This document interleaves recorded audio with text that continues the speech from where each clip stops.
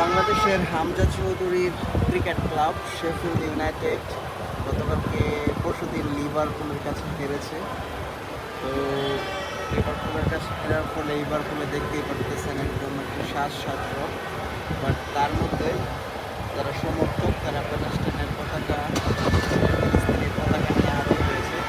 একই সাথে তারা লিভারপুলকে সমর্থন করছে। লিভারপুলকে সমর্থন করার মধ্যে দিয়ে জানিয়ে দিচ্ছে যে এখানে ফিলিস্তিনিদের অবিচার করা হচ্ছে।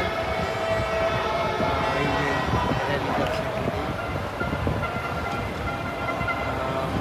ফিলিস্তিনিদের প্রতি অবিচার করা হচ্ছে এবং তার প্রতিবাদ করে